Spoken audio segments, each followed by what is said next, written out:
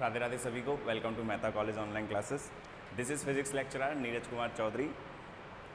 तो अपन ने जो लास्ट क्लास में स्टडी किया था, वो लास्ट क्लास में ये स्टडी किया था कि जो रदरफोर्ड स्कैटरिंग होता है, रदरफोर्ड जो प्रकीर्णन था, ठीक है, उसमें जो स्कैटरिंग होती है पार्टिकल्स की, ठीक है, जो करीबी मतलब जो सबसे क्लोज डिस्टेंस होता है, जिसको अपन क्या बोलते हैं, इम्पैक्ट पैरामीटर, या फिर क्या बोला जाता है, सांघात प्रचाल, ठीक है, सांघात प्रचाल। उसकी अपन ने वैल्यू कैलकुलेट की थी कि कोई भी अगर अल्फा पार्टिकल, ठीक है, अगर जैसे अपन ने गोल्ड फॉइल के ऊपर उसको फॉल करवाया, तो वो उस न्यूक्लियस के, उस गोल्ड फॉइल के एटम का जो न्यूक्लियस है, जो नाभि है, उसके कितने करीब तक जा सकता है, उसके कितने करीब तक पहुंच सकता है, ये अपन ने क्या किया था, कैलकुलेट किया था। तो आज के जो सेक्शन में अपन स्टडी करेंगे वो करेंगे क्या, रदरफोर्ड क्रॉस सेक्शन। अपना जो आज का जो टॉपिक होगा वो कौन सा टॉपिक होगा,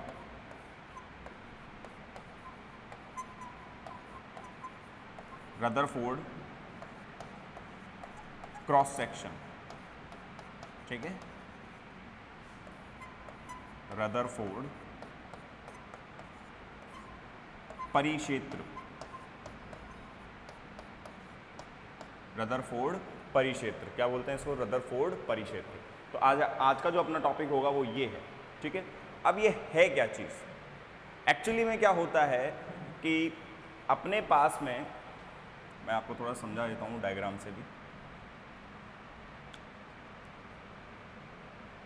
चलो यहाँ बना लेते हैं। एक्चुअली में क्या था अपने पास में कि जैसे अपने गोल्ड फॉइल थी, ठीक है, जैसे ये एक गोल्ड फॉइल है अपने पास, ठीक है, ये एक गोल्ड फॉइल है, इस पे आपने क्या करवाया, अल्फा पार्टिकल्स का क्या करवाया, फॉलिंग करवाई। ये अल्फा पार्टिकल्स फॉल करवाए, ये अल्फा पार्टिकल्स क्या हो रहे थे, यहाँ से स्कैटर्ड हो रहे थे, तो यहाँ पर अपने पास में डिटेक्टर रखा हुआ था, जो कि एक बेसिकली स्क्रीन टाइप में रखा हुआ था, ठीक है, ये अपने पास में डिटेक्टर रखा हुआ है। और इस डिटेक्टर पे अपने पास में जो अल्फा पार्टिकल्स थे, कुछ ऐसे आए, कुछ ऐसे आए, कुछ सीधे आ गए, कुछ डेविएट होके आ गए, इस तरीके से। तो ज़्यादातर जो अपने पास में थे, अपने पास में अल्फा पार्टिकल्स, वो क्या हो गए, स्कैटर्ड हो गए, प्रकीर्णन हो गया उनका, ठीक है, प्रकीर्णन हो गया। तो यहाँ पर एक क्षेत्र बना, एक परिक्षेत्र यहाँ पे तैयार हुआ, जिसको क्या बोला गया, रदरफोर्ड क्रॉस सेक्शन या रदरफोर्ड परिक्षेत्र। अपन को उसी की वैल्यू कैलकुलेट करनी है, और वो जो वैल्यू कैलकुलेट हुई थी वो एक्चुअली मैं आपको जो मैं बताऊं, एक मिनट, उस वैल्यू को कैलकुलेट करने के लिए हमें ज़रूरत पड़ेगी सबसे पहली बात तो क्या, प्रकीर्णन कोण की, कि वो कितने एंगल से अपने पास में प्रकीर्णन हुआ है उसका। भाई एक बात बताओ, अगर कोई चीज़ प्रकीर्णन में जा रही है तो कितने एंगल से प्रकीर्णन हो रही है, ये अपने को डिफाइन करना है एक तो, ठीक है, कि भाई कितने कोण से, क्योंकि देखो स्कैटरिंग होगी तो एक एंगल से जाएगा, भाई स्कैटरिंग होगी किसी भी पार्टिकल की तो वो एक एंगल से क्या होगा, स्कैटर्ड होगा, प्रकीर्णन होगा उसका। तो सबसे पहली बात तो जो अपने पास में परिक्षेत्र बनेगा, उस परिक्षेत्र का डिपेंडेंसी किसके ऊपर आनी चाहिए, एंगल के ऊपर आनी चाहिए, ठीक है, कि भाई वो कितने कोण से क्या हो रहा है अपने पास में जो अपने पास में क्रॉस सेक्शन है वो कितने एंगल से हो रहा है, ठीक है, जो स्कैटरिंग हो रही है आपकी, ठीक है, वो कितने एंगल से हो रही है, एक तो ये अपने को पता होना चाहिए। दूसरी बात कि हमने अभी लास्ट क्लास में ये पढ़ा था कि जो आपका इम्पैक्ट पैरामीटर है बी, ठीक है, सांघात प्रचाल जो है, सांघात प्रचाल में अपन ने क्या किया था स्टडी, कि भाई अगर आपका कोई अल्फा पार्टिकल किसी न्यूक्लियस के पास जाता है तो वो कितनी निकटतम दूरी तक जाएगा, और जब वो स्कैटर्ड होगा, ठीक है, उसका परिक्षेपण होगा, ठीक है, जो स्कैटर्ड होगा अपने पास में, तो वो कितनी दूरी से, जैसे मान लो ये न्यूक्लियस था, ये एटम है, ये एटम का न्यूक्लियस है, ये अल्फा पार्टिकल आया, ये दूरी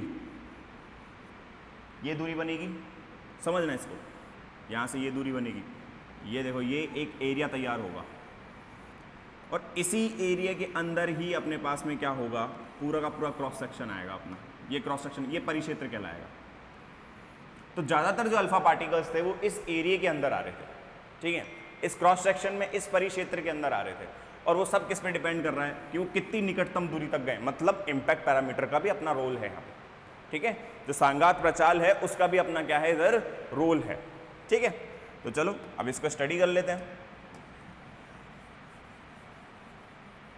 तो हेडिंग है अपने पास में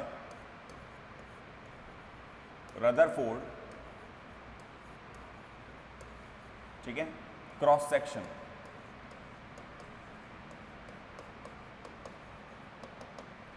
यहां पर आएगा रदरफोर्ड परिक्षेत्र, ठीक है, रदरफोर्ड परिक्षेत्र। अब रदरफोर्ड परिक्षेत्र का जो फॉर्मूला होता है वो शायद यूनिट 1 या यूनिट 2 में आपको दिलीप जी सर हैं वहाँ से स्टडी कर लोगे आप आराम से कि भाई स्कैटरिंग का जो एक्चुअली में फॉर्मूला आता है वो कितना आता है, ठीक है। वहाँ पे भी ये सारी चीज़ें होती हैं। तो मैं यहाँ पे ड्राइव नहीं कर रहा हूँ, ठीक है, अपन डायरेक्ट लेके चलेंगे, अपन को यूज़ लेना है फॉर्मूला, ठीक है। तो उसको ड्राइव, देखो तरीके बहुत सारे हैं, किसी भी डेरिवेशन को सॉल्व करने का तरीका बहुत सारे हैं। अब अगर मैं ड्राइव भी करवाऊँगा तो थोड़ा बहुत उसमें क्या होगा, जो आपकी हायर क्लासेस हैं, ठीक है, जो आप आगे स्टडी करोगे उनकी थोड़ी सी ज़रूरत पड़ेगी डिस्ट्रीब्यूशंस की और इनकी, तो अपन वो नहीं करेंगे, ठीक है, क्योंकि वो फिर आपकी समझ नहीं बैठेगा, वो आपकी समझ में नहीं आएगा। तो अपन क्या करेंगे, अभी फ़िलहाल के लिए रिमेंबर रखना है आपको ये फॉर्मूला कि भाई ये फॉर्मूला किस तरीके से आया, ठीक है, बस वो ध्यान रखना है। तो देखो ये फॉर्मूला कितना होता है अपने पास में, इसको सिग्मा से रिप्रेजेंट करते हैं क्रॉस सेक्शन को, ठीक है। और ये किस पे डिपेंड करता है, आपके उस प्रकीर्ण कोण के ऊपर डिपेंड करता है, भाई कितना अपने पास में प्रकीर्ण हो रहा है। ये होता है minus K B over sine theta del V over del theta, ठीक है। ये वैल्यू होती है अपने पास में किसकी, प्रकीर्ण, इसकी रदरफोर्ड क्रॉस सेक्शन की। रदरफोर्ड का जो परिक्षेत्र आता है वो किस पे डिपेंड करता है, सिग्मा थीटा बराबर कितना होगा, minus K B over sine theta del V over del theta, ठीक है। ये वैल्यू कैलकुलेट होके आती है। अब जैसे कि बी अपन ने पढ़ा ही था, बी क्या होता है अपने पास में, 2kze² over mv² cot theta by 2। Last class में मैंने यही स्टडी करवाया था आपके पास में, यही है कि एक बार देख लेता हूँ मैं, हाँ यही है, देखो मेरे को थोड़ा सा रिमेंबर है कि भाई 2kze² over mv² cot theta by 2, ये अपने पास में क्या होती है, सांगात प्रचाल, जो आपका इम्पैक्ट पैरामीटर होता है उसका क्या होता है, वैल्यू होती है, जो मैंने लास्ट क्लास करवाई थी, प्रीवियस लेक्चर जो था उसमें मिल जाएगा आपको, ठीक है। क्या बोलते हैं इसको, सांघात प्राचाल, ठीक है, इम्पैक्ट पैरामीटर।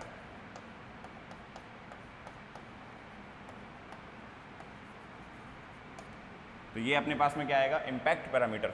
तो ठीक है, वैल्यू को अपन यहाँ से यहाँ पुट कर देते हैं। तो सबसे पहले तो del B over del theta निकाल लेते हैं। तो देखो del B over del theta निकालोगे तो ये तो 2kze² ओवर mv², इसमें तो कोई फर्क नहीं पड़ेगा, सारा कांस्टेंट है, ठीक है। यहाँ आएगा अपने पास में तो del B over del theta.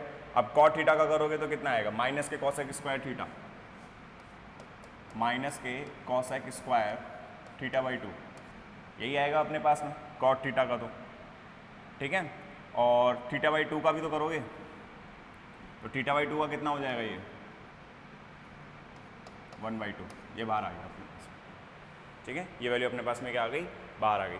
तो ये अपने पास में वैल्यू आ गई, और ये साइन थीटा है यहाँ पे। तो अब देखो सिग्मा जो थीटा होगा वो कितना आ जाएगा अपने पास में, बी की वैल्यू कितनी है, इस बी की वैल्यू को यहाँ पुट करो, माइनस ये कितना आ रहा है 2kze² ओवर mv², ठीक है। और यहाँ पे आ जाएगा ये साइन थीटा, ये वाला साइन थीटा, ठीक है, इसको रख दिया मैंने। साथ ही साथ में क्या आ रहा है, कॉट थीटा बाई 2, यही वैल्यू आ रही है अपने पास में। और ये यहाँ पे कितना हो जाएगा, माइनस के cosec² थीटा बाई 2, ठीक है, इंटू 1/2। और ये वैल्यू देखो, ये वैल्यू अपने आप को वापस रिपीट कर रही है, तो इसका मैं होल स्क्वायर कर दूँ ना, ये होल स्क्वायर, और ये कितना हो जाएगा, होल स्क्वायर, ये वैल्यू आएगी अपने पास में। तो और ये माइनस माइनस तो प्लस हो जाएगा, तो सिग्मा थीटा कितना हो जाएगा, माइनस माइनस प्लस हो गया, 2 से 2 कैंसिल हो गया, यहाँ पे आ जाएगा ये kze² ओवर mv², ये कितना हो गया, whole square. Cot theta by 2 को ओपन करोगे कितना आएगा, ये आ जाएगा अपने पास में cos theta by 2 upon sine theta by 2, cos theta by 2 over sine theta by 2, ठीक है। और ये आ जाएगा dot cosec² theta by 2, cosec² theta by 2, यही वैल्यू आएगी अपने पास में, डॉट।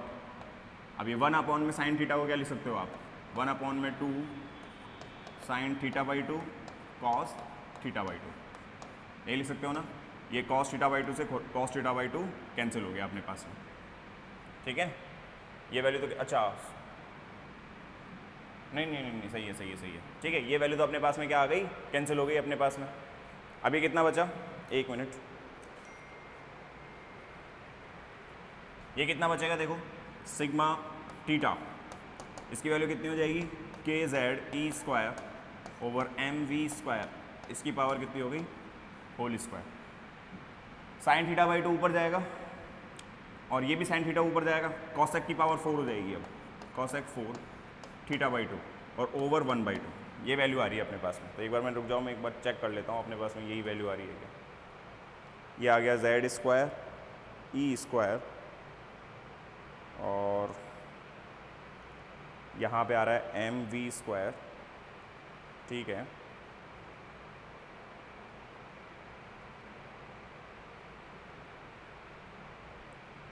ठीक है, तो ये वैल्यू अपने पास में कैलकुलेट होके आ रही है। तो ध्यान रखना, ये होता है अपने पास में क्या, स्कैटरिंग क्रॉस सेक्शन। इस वैल्यू को क्या बोला जाता है, स्कैटरिंग क्रॉस सेक्शन। किस केस में, रदरफोर्ड के केस में, ठीक है। इसको आप ये जो अपने पास में है इसको एनर्जी के टर्म्स में भी चेंज कर सकते हो। देखो अब सारा खेल एनर्जी के टर्म्स का भी हो सकता है। एम वी स्क्वायर है ना, इसको देखो ऐसे भी लिख सकते हो सकता है आपके बुक्स में कहीं पे ये मिल रहा हो आपके पास फॉर्मूला। भाई ई बराबर कितना होता है, हाफ एम वी स्क्वायर, ठीक है। ई बराबर कितना होगा अपने पास में, हाफ एम वी स्क्वायर। तो यहाँ से एम वी स्क्वायर की वैल्यू कितनी आ जाएगी, 2e। तो अपन अगर यहाँ पुट कर देंगे, इसमें यहाँ पे पुट कर देना, ये 2e के बराबर हो जाएगा, ये 4e अपने पास में आ जाएगा, 2e स्क्वायर आ जाएगा, 4e स्क्वायर, और वहाँ से भी आएगा तो 4 4 या 16, 16 4 कितना हो जाएगा, 64। हाँ वही टर्म आ रही है, बिल्कुल वही टर्म आ रही है, ठीक है। तो आप इसको एनर्जी की टर्म्स में भी चेंज कर सकते हो। देखो आपको किस तरीके से मिल रहा होगा ये फॉर्मूला। तो ये 2e बराबर कितना हो गया, एम वी स्क्वायर। तो जो सिग्मा थीटा होगा अपने पास में ये हो जाएगा K square Z square E to the power 4 over ये 2 इंटू और ये एम वी स्क्वायर 4। एक मिनट, यहाँ पे एक 2 आ गया ना, ये रहा। तो 2e का स्क्वायर अपन ओपन करेंगे तो 4e स्क्वायर, ठीक है। ये अपने पास में वैल्यू आ गई।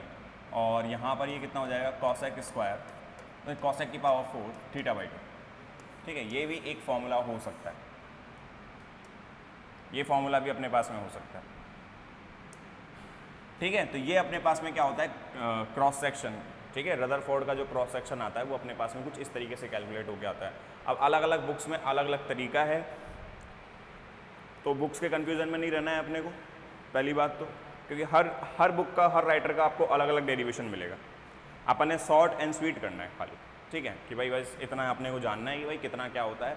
और इसका अगर मैं आपको डायग्राम बनाऊँ, ठीक है, कि अपन बात किसकी कर रहे हैं, कौन से क्रॉस सेक्शन की बात कर रहे हैं, जैसे तो मैंने अभी बताया था, समझाया था, लेकिन फिर भी अगर मैं आपको इसका डायग्राम के बारे में समझाऊं कि भाई इसका डायग्राम किस तरीके से बनता है, तो वो भी मैं आपको बना के दिखा देता हूँ। देखो कुछ इस तरीके से बनेगा।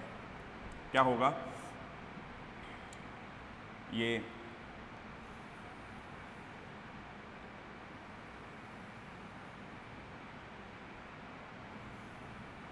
कुछ ऐसे रिंग शेप में बनेगी, रिंग इस तरीके से, ठीक है। ये रिंग शेप होगा और इसका जो मैक्सिमम रेडियस होगा ना, ये वाला रेडियस, ये वो इम्पैक्ट पैरामीटर के बराबर होगा, ठीक है, क्योंकि इसी रेंज के अंदर अपने पास में अल्फा पार्टिकल्स क्या हो रहे हैं, स्कैटर्ड हो रहे हैं, ठीक है। इम्पैक्ट पैरामीटर की रेंज में ही होता है। ये अल्फा पार्टिकल आएगा इस तरीके से, यहाँ पे ये अल्फा पार्टिकल आ रहा है, ठीक है। अब बुक्स में क्या कर रखा है, इसको आपको इस तरीके से मिल जाएगा कि भाई ये एंगल अपने मान लिया स्कैटरिंग एंगल है, भाई स्कैटर्ड हो गया ना, आना तो ऐसे चाहिए था, इस तरीके से स्कैटर्ड हुआ है, ये वो थीटा एंगल है आपका, कि थोड़ा सा चेंज मान लेंगे ये, ठीक है। और ये अपने पास में अगर यहाँ से लेके ये डिस्टेंस r है, ठीक है, तो अपने पास में ये कितना हो जाएगा, ये यहाँ पे इन्होंने मान लिया, ये डी थीटा मान लिया इसमें, कि भाई एंगल कितने से चेंज हुआ, डी थीटा से। सेम ऊपर होगा, सेम ही चीज़ अपने पास में कहाँ होगी, ऊपर होगी। ज़रूरी नहीं है कि सारी चीज़ें यहीं पे चलें, सेम ही अपने पास में कहाँ आ जाएगा, ये ऊपर की साइड भी आ सकता है। तो अगर तुम इसको r मान लेते हो, ठीक है, इसका जो कंपोनेंट होगा इधर की साइड तो r cos थीटा होगा, ठीक है, और इधर की साइड r sin थीटा आएगा, ये r sin थीटा आ जाएगा। मैं पूरे की तो b बता रहा हूँ, इतने से की रेडियस कितनी बता रहा हूँ, आर साइन थीटा। तो आप इस तरीके से सॉल्व कर सकते हो। तो ये अल्फा पार्टिकल आया, ये उसका प्रकीर्णन हुआ, स्कैटर्ड हुआ, स्कैटर्ड कितने एरिया के अंदर हो रहा है, कितने परिक्षेत्र को घेर रहा है, उसी को क्या बोला जाता है, रदरफोर्ड स्कैटरिंग। उसी को अपन क्या बोलते हैं, रदरफोर्ड स्कैटरिंग। ठीक है, ध्यान रखना। तो अब इसको आप उतार लो फटाफट से, और फिर अपन इसके न्यूमेरिकल्स की बात करते हैं, जो कि न्यूमेरिकल बहुत इंपॉर्टेंट रोल खेलते हैं, क्योंकि रदरफोर्ड का एक ही सीन है। रदरफोर्ड जो है अपने पास में, या तो वो डेरिवेशन पूछेगा आपसे, और डेरिवेशन नहीं पूछा तो न्यूमेरिकल जरूर पूछेगा। ठीक है,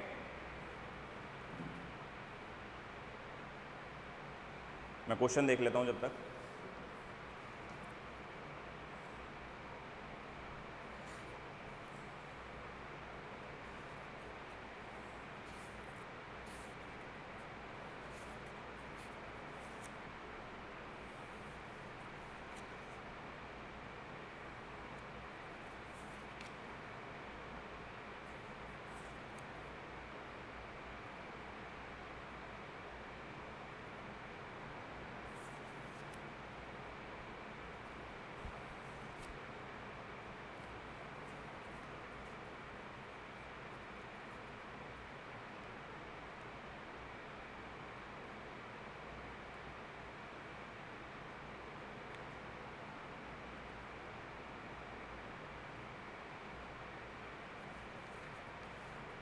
देखो ये क्वेश्चन है, ये तो अपना हो गया होगा।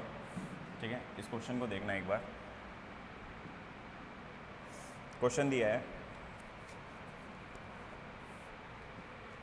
Calculate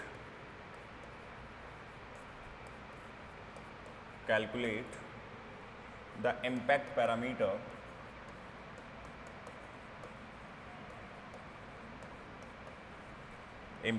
parameter for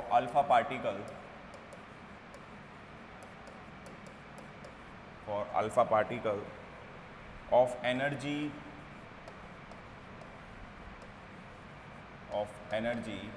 5 mega electron volt scattered by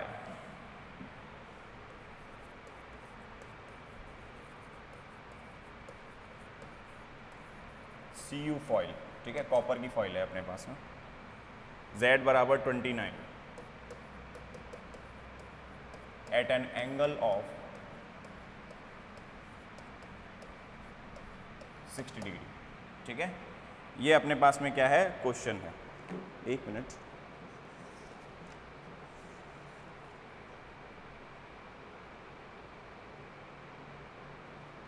ठीक है, ये अपने पास में क्वेश्चन है। देखो अभी, अच्छा इसको मैं हिंदी में लिखा देता हूँ।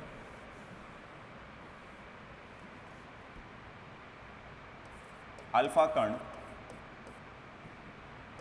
जिसकी ऊर्जा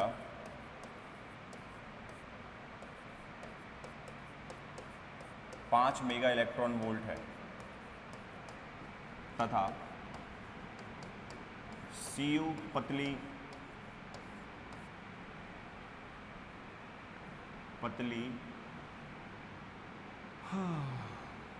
फॉइल से, ठीक है, Cu फॉइल से, पतली फॉइल से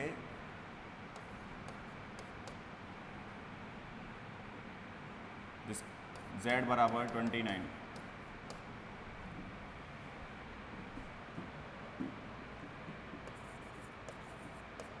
एक मिनट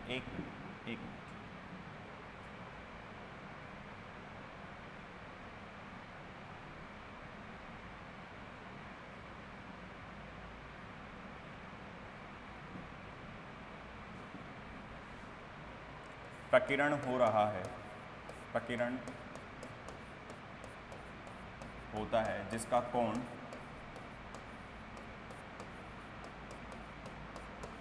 60 डिग्री है। ठीक है, कितने डिग्री पे हो रहा है प्रकीर्णन, 60 डिग्री पे, 60 डिग्री। तो सांगात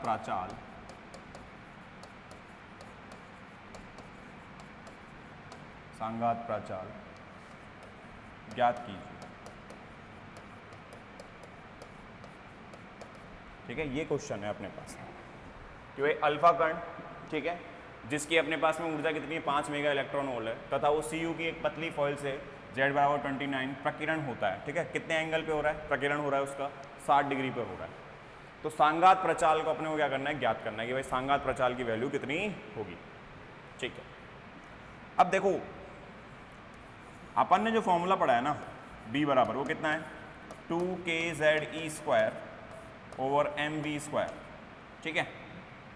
और ये कितना हो जाएगा अपने पास में cot θ/2, ये वैल्यू अपने को निकालनी है, ये तो अपन ने फॉर्मूला पढ़ा ही था। अब इस फॉर्मूले में वैल्यूज पुट करनी है, Z दे ही रखा है उसने 29, ठीक है। और यहाँ पर एनर्जी दी है, अब यहाँ तो एनर्जी का कोई टर्म ही नहीं है, यहाँ पे तो कोई एनर्जी का टर्म ही नहीं है, तो इसको ना पहले फॉर्मूले को अपन को एनर्जी में चेंज करना होगा, ठीक है। इस फॉर्मूले को क्या करना होगा, एनर्जी के अंदर अपने को क्या करना होगा, चेंज करना होगा थोड़ा सा। एक मिनट,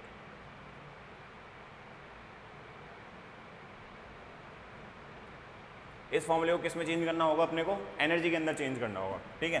तो देखो एनर्जी में कैसे चेंज करेंगे, E जो होता है ये कितना होता है, हाफ mv² होता है, ठीक है।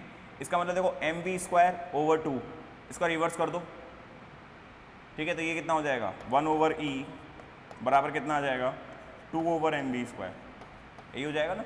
रेसिप्रोकल कर दिया, इसका उल्टा कर दिया, उल्टा करूंगा तो 2 ओवर कितना आ जाएगा mv², देखो 2 ओवर mv² रखा हुआ है, तो इसको किससे रिप्लेस कर सकते हैं अपन 1 ओवर E से। तो B की वैल्यू कितनी हो जाएगी अपने पास में, ये आ जाएगा kZe² ओवर यहाँ पे आ जाएगा E, और ये कितनी वैल्यू हो जाएगी cot θ/2, ये वैल्यू आएगी अपने पास में। और B कितना हो जाएगा, अब K की वैल्यू कितनी होती है 9 × 10⁹, क्योंकि उसने कोई मीडियम नहीं दिया है, मीडियम देता तो वैल्यू अलग हो जाती थोड़ी सी, मीडियम है ही नहीं। और ये कितना है 29, और यहाँ पर E², E की वैल्यू कितनी है 1.6 × 10⁻⁻19, इसका होल स्क्वायर ओवर E की वैल्यू कितनी रहेगी 5 मेगा इलेक्ट्रॉन वोल्ट, मतलब 5 × 10⁻6, और यहाँ पर अगर मैं इसको जूल में चेंज करूँगा तो ये आ जाएगा 1.6 × 10⁻19 जूल, ये जूल की एनर्जी निकल गई अपने पास में, ठीक है। और cot θ/2 cot 60/2, मतलब cot 30 के लिए पूछ रहा है पूरा का पूरा, ये वैल्यू कितनी पूछ रहा है अपने पास में cot 30। तो ये B कितना आ जाएगा अपने पास में, देखो अब इसको सॉल्व करते हैं अपन। तो यहाँ पर ये 9 × 10, इसको मल्टीप्लाई करो, 9 9 जा 81, 9 2 जा 18, 18 और 8 26, ये तो 261 आएगा, ये 38 हो जाएगा, और 38 माइनस के 38, अच्छा 10 की पावर -19, 10 की पावर -19 कैंसिल होगा, ये 10 की पावर -10 बचेगा एक, क्योंकि यहाँ पर ये भी तो है, पर 19 बचेगा, 19 में से 9 जाएंगे अपने पास में, तो 10 की पावर 10 बचेगा, तो ये तो हो जाएगा 1.6 × 10⁻⁻10, यही बचेगा। नीचे बचेगा अपने पास में 5 इंटू, यह आ जाएगा 1.6 × 10⁻6, और cot 30 की वैल्यू कितनी आएगी अपने पास में, ये 1/2 ओवर √3/2, तो 1 ओवर √3 बचेगा, तो ये हो जाएगा √3, ठीक है। इसकी वैल्यू कितनी आ जाएगी √3, इस वैल्यू को सॉल्व करना पड़ेगा आगे। तो ये देखो ये कितना हो रहा है 1.6 से 1.6 सॉल्व हो जाएगा, मतलब कट जाएगा, और इसको डिवाइड करना पड़ेगा अपने पास में। तो ये B की वैल्यू आ रही है ना मेरे पास में, ये B की वैल्यू कैलकुलेट होकर आती है आपके पास में, कितनी आ रही है, इसको सॉल्व कर लेना, कोई दिक्कत नहीं है इसमें, ठीक है। इसको सॉल्व कर लेना, ये आ जाएगा आपके पास में 1.45 × 10⁻14 मीटर, क्योंकि सांगात प्रचाल जो होता है, पैरामीटर जो होता है, ये डिस्टेंस की फॉर्म होती है। किसकी फॉर्म होती है, डिस्टेंस की, ठीक है। किसकी फॉर्म होती है, डिस्टेंस की फॉर्म होती है। तो ये इस तरीके से कैलकुलेट करना है। और देखो मैं आपको एक चीज़ बता देता हूँ, ये न्यूमेरिकल जो अब मैंने आज करवाया है ना, ये न्यूमेरिकल बहुत ही इंपॉर्टेंट है, क्योंकि लास्ट क्या कहते हैं अपने जो पेपर लगा है फर्स्ट सेमेस्टर का, जो भी पहला ही फर्स्ट सेमेस्टर जो लगा था, सेम का सेम क्वेश्चन छप के आया था, सेम, कुछ वैल्यूज अलग नहीं थी, Z29 वही कॉपर और 60 डिग्री, सेम क्वेश्चन आया था बिल्कुल, ठीक है। तो अपने को न्यूमेरिकल्स पे इसलिए भी फोकस रखना है, मैं बार बार समझाता हूँ कितने नंबर का बनता है एक न्यूमेरिकल 6 नंबर का बनेगा, इसलिए मैं बार बार आपको न्यूमेरिकल करवाने ही करता हूँ, ठीक है। देखो एक और न्यूमेरिकल देखते हैं, एक और न्यूमेरिकल को देखता हूँ मैं।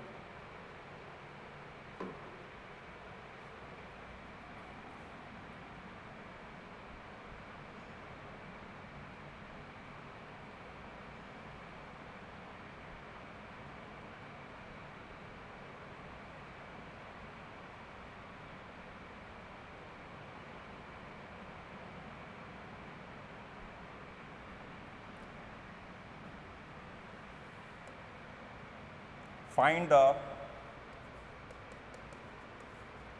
the closest approach,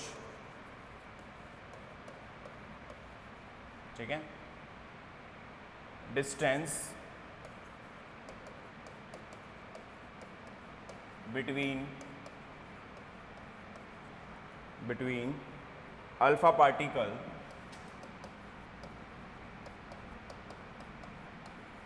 particle of energy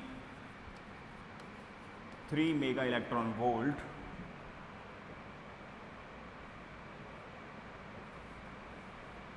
scattered on gold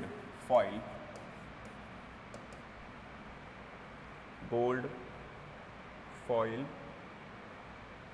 Z equals to 29, ठीक है। एक मिनट, इसमें और कोई क्वेश्चन भी है क्या अपने पास में? एक मिनट,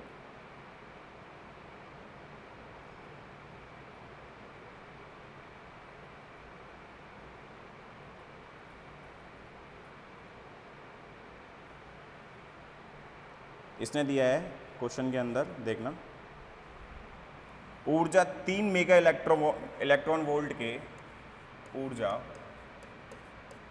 3 मेगा इलेक्ट्रॉन वोल्ट के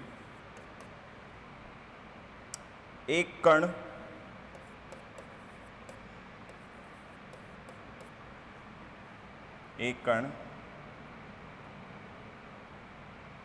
और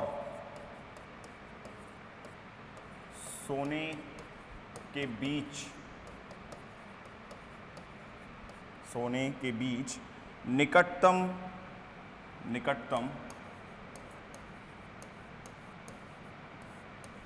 निकटतम दूरी ज्ञात करें। निकटतम दूरी ज्ञात करें।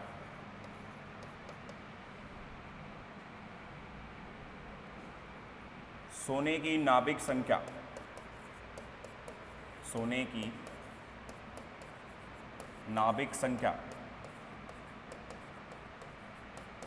नाभिक संख्या कितनी दे रखी है? Z बराबर 79,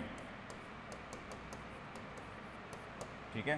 तो ये गोल्ड फॉइल नहीं है, स्कैटर्ड गोल्ड फॉइल नहीं है क्वेश्चन के अंदर। ये बिगड़े मत भाई।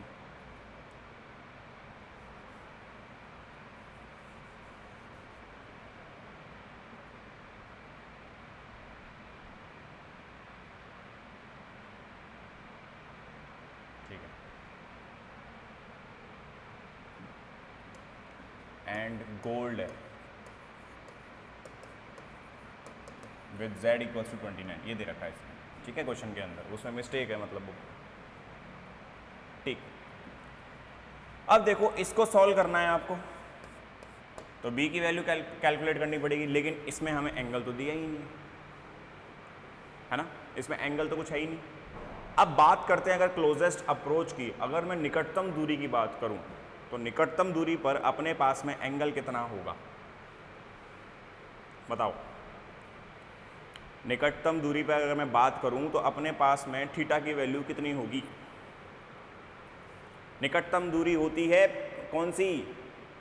लंबवत वाली। बताया था कि अगर अपने पास में कोई भी पार्टिकल जाता है, ठीक है, इस तरीके से स्कैटर्ड हो रहा है, समझना इस चीज़ को। देखो, अपने पास में अगर ये अपने पास में पार्टिकल स्कैटर्ड हो रहा है इससे, तो इसकी जो निकटतम दूरी होनी चाहिए थी वो ये होनी चाहिए थी, लंबवत दूरी, इसकी बात कर रहा हूँ, ठीक है। इसका मतलब आपके पास में जो यहाँ पे एंगल होगा वो कितना हो जाएगा? ये एंगल की वैल्यू कितनी आएगी अपने पास? निकटतम दूरी की बात कर रहे हैं ना, तो यहाँ पे स्कैटर तो होएगा ही नहीं, भाई निकटतम दूरी का मतलब है यहाँ पर अपने पास में स्कैटरण नहीं हो रहा है, विकिरण नहीं हो रहा है। अगर विकिरण होता तो विकिरण का कुछ ना कुछ अपने पास में एंगल जरूर होता, एंगल दिया ही नहीं है। इसने क्या है, इस क्वेश्चन को अभी ढंग से इसमें लिखा नहीं है, इसमें सिर्फ परिमाण पूछ रहा है वो, ठीक है। एक्चुअली में क्वेश्चन के अंदर उसने सिर्फ परिमाण पूछा है, मैग्नीट्यूड। अपने पास में क्या पूछ रहा है, मैग्नीट्यूड के बारे में बात कर रहा है, सिर्फ किसके बारे में बात कर रहा है, मैग्नीट्यूड के बारे में। तो मैग्नीट्यूड या फिर ऐसे बोल दें उसका आयाम, ठीक है, उसका आयाम कितना होगा, क्योंकि अपने पास में cot θ/2 आ रहा है तो उसके साथ में एक वैल्यू आ रही थी आगे, कॉफिशिएंट की बात कर रहा है, ठीक है। किसकी बात कर रहा है, कॉफिशिएंट की बात कर रहा है। थोड़ा सा क्वेश्चन में शायद मेरे हिसाब से कुछ इन्होंने इसमें चीज़ें दी नहीं है ढंग से, ये रिटर्न नहीं है क्वेश्चन, लेकिन मैं आपको समझा रहा हूँ। इस क्वेश्चन के अंदर अगर ये पूछेगा तो आपसे ये सिर्फ ये पूछ रहा है कि उसमें जो अपने पास में सांगात प्रचाल जो है, इम्पैक्ट पैरामीटर जो अपन ने कैलकुलेट किया है, उस इम्पैक्ट पैरामीटर के अंदर जो b होता है वो कितना आता है, 2kZe² / मतलब वो थीटा के ऊपर डिपेंडेंसी आपको दे ही नहीं रहा है, ठीक है। थीटा के ऊपर आपको क्या नहीं दे रहा है, डिपेंडेंसी दे ही नहीं रहा है। और सुनो मेरी बात, अगर ऐसा केस बन भी जाता है, ठीक है, ऐसा केस अपने पास में बन भी जाता है, तो निकटतम दूरी मैंने अभी अभी आपको बताया कितना होता है। लो, अगर आपको ऐसे समझ में नहीं आ रहा है तो मैं थीटा से भी समझा देता हूँ। तो निकटतम दूरी के लिए अभी अभी बताया कि थीटा की वैल्यू कितनी होनी चाहिए, 90 डिग्री, लंबवत आना चाहिए। निकटतम आने के लिए वो लंबवत होना चाहिए। लंबवत होने के लिए अपने पास में देखो ये कितना हो जाएगा, b = 2kZe² / mv², ठीक है। तो ये कितना हो जाएगा, cot 90/2, ये वैल्यू आ जाएगी अपने पास। इसको ऐसे भी समझ सकते हो आप, ठीक है। तो थीटा जो है अपने पास में, ठीक है, जो थीटा है इसकी वैल्यू कितनी हो जाएगी, 90। ध्यान रखना क्वेश्चन में निकटतम दूरी पूछे, ये निकटतम दूरी और एंगल दिया हुआ नहीं हो, ठीक है, इंग्लिश में बोलूँ तो क्लोजेस्ट अप्रोच डिस्टेंस पूछेगा ये वाली चीज़, और एंगल दिया हुआ नहीं है, तो हमें खुद दिमाग लगाना है कि भैया सबसे क्लोज तो वो 90 डिग्री पर ही तो हो रहा था। डायग्राम में भी मैंने समझाया, प्रीवियस लेक्चर में आपको मिल जाएगा ये सारी चीज़, कि भाई डायग्राम के अंदर भी मैंने आपको अच्छे से ये चीज़ समझाई थी कि किस तरीके से, सब समझाया था नहीं समझाया था। तो अपने को दिमाग लगाना है। एक्चुअली फिजिक्स ऐसे ही वर्क करती है। फिजिक्स में मैथमेटिकल टर्म्स जो होती हैं वो यहाँ से सोचनी पड़ती हैं। अब अगर बच्चा ये नहीं सोचेगा ना तो फंस जाएगा इस क्वेश्चन में। अब वो यही ढूंढता रह जाएगा यहाँ पे, थीटा की वैल्यू क्या है भैया, थीटा क्या है, स्कैटरिंग एंगल क्या है, प्रकीर्णन कोण है क्या, नहीं पता लगेगा। तो दिमाग में लगाना है कि भाई क्लोजेस्ट अप्रोच की बात कर रहा है। क्लोजेस्ट अप्रोच का मतलब होता है लंबवत दूरी, जैसा कि मैंने उस दिन बताया भी था, फिर भी मैं एक बार वापस बता देता हूँ डायग्राम में। ये इस तरीके से, ये न्यूक्लियस है, ये न्यूक्लियस से ये जो लंबवत दूरी आती है, ठीक है। तो इस जगह पे आपका जो प्रकीर्णन कोण होगा वो 90 डिग्री पर होगा जब बहुत क्लोज होगा, ठीक है। जब भी अपने पास में कोई अल्फा पार्टिकल क्लोज जाता है उस पर दूरी कितनी हो जाएगी, 90 डिग्री। cot 90/2 कितना होगा, 45। ये कितना हो जाएगा, 2kZe² / mv², cot 45। cot 45 की वैल्यू 1, तो cot 45 कितना आएगा अपने पास में, 1। ध्यान रखना, तो cot 45 कितना आ जाएगा, 1। तो b कितना आ जाएगा, 2kZe² / mv², ये कितना हो जाएगा, bo kZe² / e, ये वैल्यू आएगी। भाई mv²/2 तो अपने पास में एनर्जी होती है ना, एनर्जी ही दी है उसने। अब वैल्यू को सॉल्व कर लो, तो b कितना हो जाएगा, ये देखो 9 × 10⁻⁹ इंटू ये z कितना दिया है, गोल्ड फॉइल दे दिया उसने 29 ही है ना, 79, सॉरी ये 79 है। मैं देखा 29 तो अभी आया ही था कॉपर का। 79 इंटू 1.6 × 10⁻⁻19, इसका क्या हो जाएगा, होल स्क्वायर ओवर, अपने पास में एनर्जी कितनी दे रखी है, 3 मेगा इलेक्ट्रॉन वोल्ट, 3 × 10⁻6 माइनस 1.6 × 10⁻⁻19, ये वैल्यू आएगी अपने पास में, ठीक है। इसको कैलकुलेट करोगे आप तो ये जो b आएगा आपके पास में कितना आ रहा है, 7.58 × 10⁻14 मीटर, ये वैल्यू कैलकुलेट हो गया है ये अपने पास में भी, ठीक है। तो ये क्वेश्चन के अंदर हर एक वर्ड का मीनिंग होता है, उस मीनिंग को समझना होता है। अगर बच्चा मीनिंग समझ गया 6 नंबर ले जाएगा, नहीं समझा तो 6 नंबर डूब गए। अब आपके पास में 15 नंबर में से सिर्फ 9 नंबर का बचता है, ठीक है। तो आपने को ये चीज़ ध्यान रखनी है। इस चीज़ का बहुत बेसिकली ध्यान रखना है अपने को, नहीं तो ये 6 नंबर डूब जाने, ठीक है, तो ध्यान रखना है अपने को। तो ये अपने पास में क्या निकल गया, सांगात प्रचाल की वैल्यू आ गई अपने पास में कि भाई इम्पैक्ट पैरामीटर कितना आएगा। अब कुछ एक चीज़ है, जैसे यहाँ पे तुम्हें थोड़ा सा ये दिक्कत हो रही हो कि भाई मैं 10⁶ एक्स्ट्रा क्यों जोड़ता हूँ, तो इसमें थोड़ा सा ध्यान देना। देखो कुछ चीज़ें अपने पास में जो एनर्जीज की टर्म्स होती है ना, वो कुछ ऐसे होती हैं। देखो 1 इलेक्ट्रॉन वोल्ट जो होगा ना, इसमें 1.6 × 10⁻⁻19 जूल होता है, रिमेंबर दैट, ठीक है, 1 इलेक्ट्रॉन वोल्ट में इतना होता है। दूसरी बात, 1 किलो इलेक्ट्रॉन वोल्ट के अंदर 10⁻³ इलेक्ट्रॉन वोल्ट होते हैं। 1 मेगा इलेक्ट्रॉन वोल्ट के अंदर 10⁻6 इलेक्ट्रॉन वोल्ट होंगे। 1 गीगा इलेक्ट्रॉन वोल्ट के अंदर 10⁻9 इलेक्ट्रॉन वोल्ट होते हैं, ठीक है। 1 माइक्रो इलेक्ट्रॉन वोल्ट अगर चला जाए तो 10⁻³ इलेक्ट्रॉन वोल्ट। 1 ये माइक्रो नहीं मिली आएगा, मिली इलेक्ट्रॉन वोल्ट, ठीक है। देखो ये मेगा है, ये कैपिटल M आएगा, वो स्मॉल m आएगा, ध्यान रखना। माइक्रो में पूछ ले, माइक्रो में दे दे एनर्जी, तो ये अपने पास में 10⁻6 और ये आ जाए अगर 1 नैनो इलेक्ट्रॉन वोल्ट, इतना ही देगा वो, इससे ज़्यादा नहीं देगा, ठीक है। फिर इसके आगे तो टेरा आ जाती है अपने पास में, वो 10⁻12, इसमें पिको भी चली जाएगी, फर्मी भी चली जाएगी, वो सिर्फ वही ऑर्डर है जैसा अपन डिस्टेंस नापते हैं ना, उसी ऑर्डर में सारा नापा जाता है। तो ये चीज़ है, तो इस चीज़ का थोड़ा ध्यान रखना। ये कन्वर्जन्स होते हैं, ठीक है, क्योंकि आपको एनर्जी हो सकता है जूल में दे दे, इलेक्ट्रॉन वोल्ट में पूछ ले, या फिर इलेक्ट्रॉन वोल्ट में एनर्जी दे देगा, या फिर किस में पूछ लेगा आपको, वो जूल में पूछ ले, ठीक है। इन चीज़ों का थोड़ा सा क्या करना है अपने को ध्यान रखना। तो यही यहाँ पर अपना टॉपिक होता है क्या, एंड। और कोई न्यूमेरिकल होगा तो अपन एक काम करेंगे नेक्स्ट क्लास के अंदर, मैं और अगर एक आध दिन कोई न्यूमेरिकल मिलता है मुझे, ठीक है, तो अपन उन न्यूमेरिकल से भी डिस्कस करेंगे, और 1-2 और इंपॉर्टेंट न्यूमेरिकल्स आते हैं, उनको डिस्कस करके इस चैप्टर को क्या करेंगे, एंड। तो नेक्स्ट लेक्चर के अंदर इस चैप्टर को अपन क्या कर देंगे, एंड कर देंगे, बिल्कुल क्या कर देंगे, समाप्त कर देंगे, ठीक है। राधे राधे।